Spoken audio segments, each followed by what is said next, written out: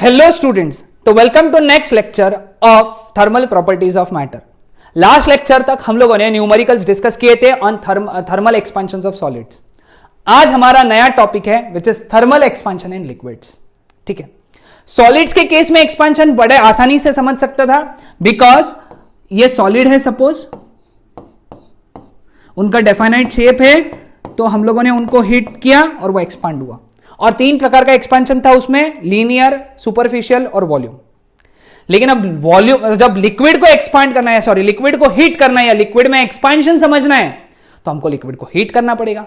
अब लिक्विड को हीट करने के लिए हम लोगों को उसको वेसल में डालना पड़ेगा ना। सो एक वेसल होता है ना, उसके अंदर लिक्विड होता है और उसको हम लोग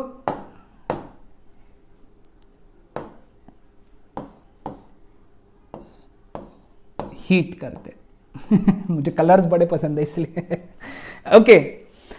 तो this is how you understand expansion in liquid, क्योंकि बगैर कंटेनर के तुम लिक्विड का एक्सपेंशन समझ ही नहीं पाओगे ना।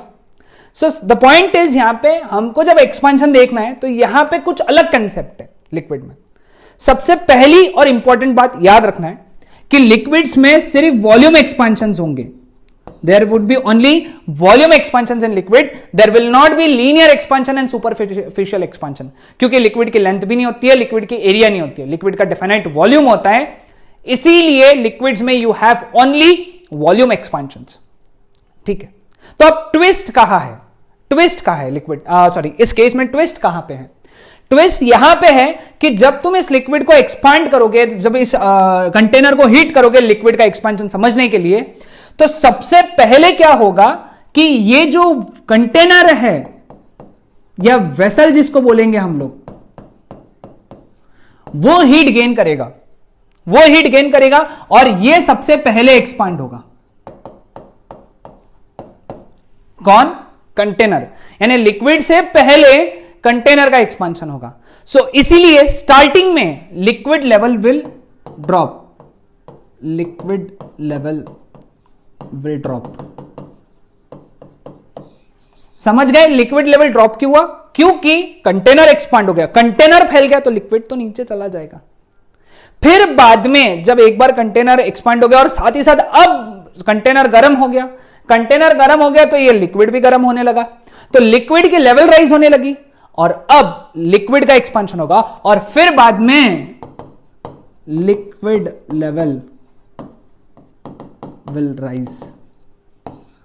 सो लिक्विड में जब एक्सपेंशन होता है तो स्टार्टिंग में लिक्विड लेवल ड्रॉप होता है और फिर बाद में लिक्विड लेवल राइज होता है। ठीक है, समझ में? ओके, नाउ सबसे इंपॉर्टेंट बात, सबसे इंपॉर्टेंट, जब हम लोग ये एक्सपेंशन देखेंगे, लिक्विड का एक्सपेंशन देखेंगे, तो यहां पे हम लोगों को एक्सपेंशन कंसीडर करते वक्त, यानी जो भी एक्सपेंशन तुमको लिक्विड का दिख रहा है वो उस लिक्विड का एक्चुअल एक्सपेंशन है क्या? नहीं। दैट इज, जो एक्सपेंशन हमको दिख रहा है that is expansion of liquid, apparent expansion of liquid जो हमको दिख रहा है, plus expansion of solid. Okay, नहीं समझा?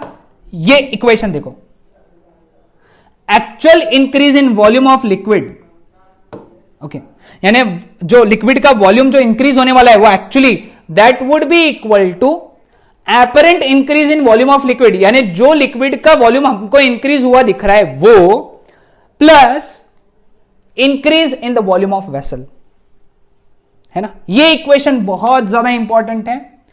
Actual increase in volume of liquid, यानी लिक्विड का जो वॉल्यूम एक्चुअली इंक्रीज हो रहा है दैट इज नथिंग बट जो लिक्विड का वॉल्यूम इंक्रीज हुआ, जो अपने को दिखा, जो अपने को दिखा यानी अपने को लग रहा है जो कि एक्सपांड हुआ है, लग रहा है इसलिए हम लोगों ने वर्ड कौन सा यूज किया? Apparent increase in volume of liquid plus increase in the volume of vessel. Okay, उस वेसल का वॉल्यूम जो इतना इंक्रीज हुआ है, this is the most important equation. मैं सजेस्ट करूंगा इसको सबसे पहले नोट डाउन करो, सबसे पहले इसको नोट डाउन कर लो। Okay, clear with this? अब एक एक टर्म हम लोग देखेंगे, क्योंकि सिंस तुमने नोट डाउन कर लिया है तो पहला इक्वेशन क्या है? Coefficient of apparent expansion. Okay, अब वॉल्यूम एक्सपेंशन में gamma that would be equal to delta V by V delta T, इसको बोलते हैं increase in volume, original volume rise in temperature, है ना। ये इक्वेशन हमको पता है। तो देखो apparent gamma apparent is equal to apparent expansion in volume upon initial volume into delta T. Apparent है इसलिए ए लगाया, या फिर एपीपी भी लिख सकते हो upon V naught into delta T. Initial volume later से वी नॉट है, okay, into delta T. Clear. अब रियल एक्सपांशन जो है, एक्चुअल एक्सपांशन, उसका गैमा क्या रहेगा? Gamma real is equal to real expansion in volume upon initial volume into delta T. Real expansion in volume को किससे denote किया? Delta V into R upon V naught into delta T. और expansion of flask, coefficient of expansion of flask, coefficient of expansion चाहिए था, expansion of, है ना, इसको मैं ग्रीन से लिखता हूं, सिर्फ यहां पे लिख लेना, coefficient of expansion of flask gamma vessel is equal to expansion in volume of flask upon initial volume into delta T.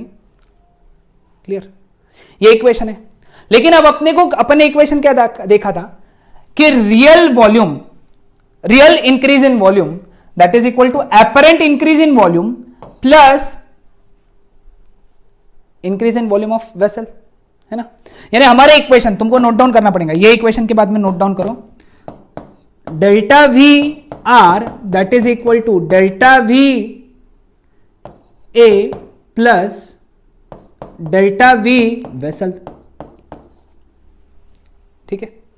अब डेल्टा वी ए का वैल्यू क्या आएगा? ये वैल्यू इधर गया, V naught delta T gamma apparent, delta V R ये कितना आएगा? ये वैल्यू इधर गया, V naught delta T gamma real, delta V vessel कितना आएगा? ये वाली वैल्यू इधर गई, तो V naught delta T gamma vessel. सभी वैल्यू सब्स्टिट्यूट किया तो हमको इक्वेशन क्या मिला? देखो यहां पे gamma real is equal to gamma apparent plus gamma vessel.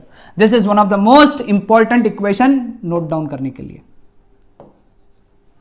Actual expansion का जो कोएफिशिएंट है दैट इज एपरेंट एक्सपांशन का coefficient plus coefficient of expansion of vessel. ठीक है। Now delta V apparent is equal to V naught into gamma apparent into delta T. Gamma apparent कितना है बेटा? V gamma real minus gamma vessel, है ना, यहां से गैमा एपरेंट, है ना। ये इंपॉर्टेंट, ये इसका एक्सप्रेशन निकालने जा रहे हैं हम लोग। लेकिन हमको पता है वेसल तो सॉलिड है ना, तो सॉलिड के लिए गैमा 3 टाइम्स अल्फा होते हैं। तो अगला इक्वेशन क्या बन गया? V naught gamma apparent into delta T, V naught gamma real minus 3 alpha into delta T. ये दो इक्वेशंस बहुत ज्यादा इंपॉर्टेंट है। यानी तीनों इक्वेशंस हम लोग न्यूमेरिकल्स देखेंगे ना नेक्स्ट लेक्चर में, तब हम लोग देखेंगे, इसको सॉल्व करेंगे इसके ऊपर न्यूमेरिकल्स। ओके, तो ये तीनों इक्वेशंस तुमको याद होने चाहिए। क्लियर। और इसका क्लैरिटी न्यूमेरिकल्स के थ्रू आएगा, डोंट वरी अबाउट इट। अभी सिर्फ तुमको फॉर्मूलेज याद रखने हैं। कॉन्सेप्ट तो समझ गया ना कि जो रियल एक्सपांशन होता है लिक्विड में, वो रियल एक्सपांशन जो होता है उसका इक्वेशन क्या है? जो एपरेंट एक्सपांशन हुआ प्लस जो वेसल का एक्सपांशन हुआ। ये लिक्विड का real expansion is equal to liquid का एपरेंट एक्सपांशन प्लस वेसल का एक्सपांशन। लिक्विड का real expansion equal to vessel का लिक्विड का एपरेंट एक्सपांशन प्लस वेसल का एक्सपांशन। वेसल के लिए रियल और एपरेंट नहीं होता है, सिर्फ लिक्विड के लिए होता है। ओके, चलो अगले पार्ट पे बढ़ते हैं। Variation of density with temperature. We know that density it is inversely proportional to volume. So temperature बढ़ाने से वॉल्यूम बदलेगा, वॉल्यूम बदलने से डेंसिटी बदलेगी। सो ओरिजिनल डेंसिटी अपॉन नई density upon original density is equal to original volume upon नया volume. नया volume is original volume plus change in volume, sorry नई density upon original density is equal to V upon delta V. What is delta V? V gamma delta theta. V common निकला, bracket में 1 plus gamma delta theta, cancel हो गया, ये रो ऊपर चला गया। तो देयरफॉर सबसे इंपॉर्टेंट इक्वेशन बना नया density is equal to original density upon 1 plus gamma delta theta. समझा? अब अगर सॉलिड है तो सॉलिड के लिए इक्वेशन क्या आएगा, original density upon 1 plus gamma solid delta theta. Gamma solid अपने को पता है 1 plus 3 alpha delta theta. Okay, और अगर लिक्विड है, लिक्विड, तो नया density is equal to original density 1 plus gamma L delta theta. उसमें भी अगर gamma L it is very very small, अगर gamma L very very small है तो अपन इसको ऐसा लिख सकते हैं 1 plus gamma L delta theta to the power -1। अगर ये छोटा है तो -1 सामने आ गया, तो नया density is equal to original density 1 minus gamma L delta theta. Lecture pause करो और ये सभी पॉइंट्स नोट डाउन कर लो, सभी इक्वेशंस इंपॉर्टेंट है, देयर इक्वेशन की भरमार हो रही है तुम पे। ओके, तो इक्वेशंस याद रखने पड़ेंगे। Okay, clear with this? तो लिक्विड के लिए ये इक्वेशन बहुत ज्यादा काम में आते हैं। Clear with this? Next, effect of temperature on upthrust. Upthrust, upthrust का फॉर्मूला क्या है?